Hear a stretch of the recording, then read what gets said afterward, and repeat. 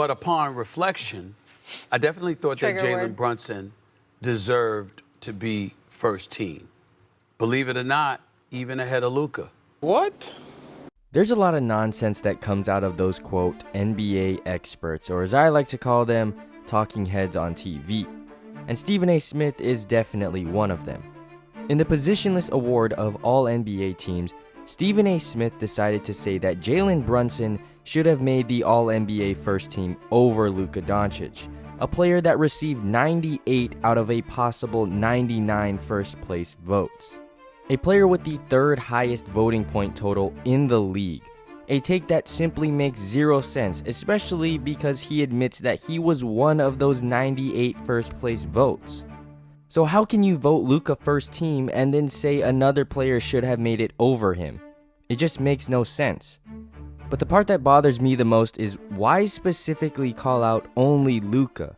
He mentions that he will not take out Shea because he had him as MVP, and that's totally fine.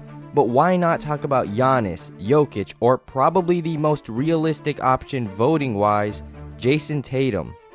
Tatum only received 65 first place votes, not 98 like Luka did. And if we take a look at the stats, Jason Tatum is significantly more similar to Jalen Brunson than Luka is. Luka averages more points, rebounds, assists, and shoots better from the field. The only major categories Brunson is better than Luka in is 3-point percentage by 2% and free throw percentage. But if we look at Tatum next to Brunson, the numbers are at least closer to make an argument for Brunson to be better. Now, not only did Stephen A. Smith make this ridiculous statement about Brunson over Luka, but he backed his claim with even dumber logic. He mentions that Brunson was able to bring the Knicks to the 2nd seed and Luka was only able to achieve the 5th seed. But what he failed to realize is that the Mavericks and the Knicks had the exact same record of 50 and 32, with the Mavericks being in a significantly more difficult Western Conference.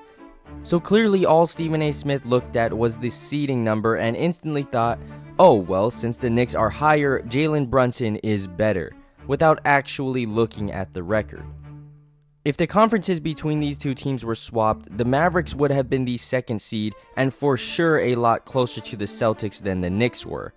But the nonsense did not stop there because Stephen A. Smith decided to go into the conversation about help and the team around each star. He talks about how Brunson didn't have all the best help in the world around him and was still able to achieve what he did. But everything was not perfect for Luka either. Kyrie only played 58 games and Derek Lively only played 55 games. Two vital pieces to the Mavericks' success missing for slightly under half the season. And Luka really didn't have the pieces around him to be successful until PJ Washington and Daniel Gafford arrived in Dallas around the trade deadline. Now I get that the Knicks also had their fair share of injuries and new arrivals as a result of certain trades, but for Stephen A. Smith to only make this point for the Knicks and act like everything was running smoothly for the Mavericks all season long is just not accurate in the slightest. I don't understand what was going through Stephen A.'s mind when he said this. Honestly, probably the same thing when he said this. A lot of people would say Luka. I'm going to say Jason Tatum. Jason Tatum's 6'9". Jason Tatum can shoot the 3. I saw Jason Tatum handle his business in a Game 7.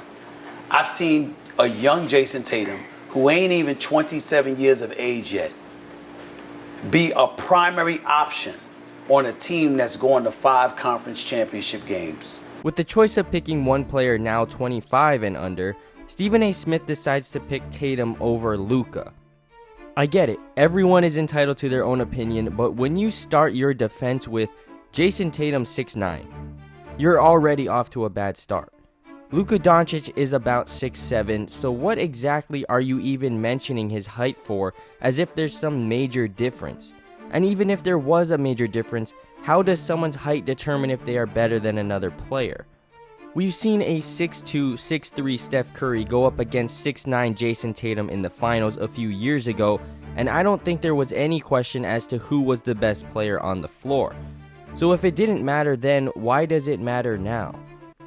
He then follows his defense up with Jason Tatum can shoot the 3. is Stephen A. Smith living with Patrick under that rock and bikini bottom? Because in what world does Luka Doncic have no ability to shoot threes? Doncic maneuvers for the lead. Got it! Got it! What a shot! Doncic pulls up, three-pointer. Bang! Bang! It's good! Doncic wins the game at the buzzer! This season, Luka Doncic is shooting 38.2% from 3, and Jason Tatum is shooting 37.6% from 3. But don't forget, Jason Tatum can shoot the 3. Now, I'll give him the fact that Tatum did handle his business in a Game 7 scoring 51 points, but we've also seen him not handle his business in Game 7 the same year against the Heat. And finally, the conference finals and finals appearances. This is simply not an even argument. Individual accomplishments and stats, sure, but team-based accolades are just not fair. Jason Tatum has had a better team around him than Luka for pretty much their entire careers. Even with the starting lineup that consisted of Jalen Brunson before he was fully Jalen Brunson, Reggie Bullock, Dorian Finney-Smith, and Dwight Powell, Luka blew the number 1 seeded Suns out in Phoenix to advance to the Western Conference Finals.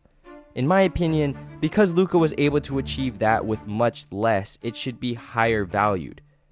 Obviously, if a player has a significantly better team around him, he's going to, guess what, rack up more conference finals and finals appearances. By the way, I'm not trying to downplay Tatum's game or anything. He's a great young superstar with a bright future. I'm strictly trying to debunk all of Stephen A's horrible arguments as to why he would pick Tatum over Luka. His first point should have been an area where Tatum has the clear edge over Luka, and that's defense.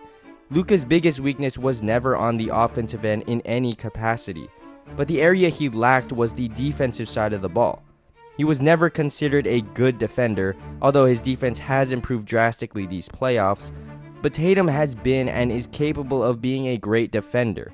That's what Stephen A should have been talking about, not the fact that Tatum is 6'9" and can shoot threes. But with the NBA Finals approaching, I guess we'll finally get to see these two young stars go head-to-head on the biggest stage. I think this series will be incredibly interesting and entertaining, honestly, no matter who comes out on top. The Finals is the place where great players create great legacies, and I can't wait to see a clash between two young superstars. We really haven't seen a complete matchup between these two teams, so anything is up for grabs. But what do you guys think about Stephen A. Smith? Is he a good talking head or a bad one? Let me know in the comments down below, and I'll catch y'all in the next one. Peace.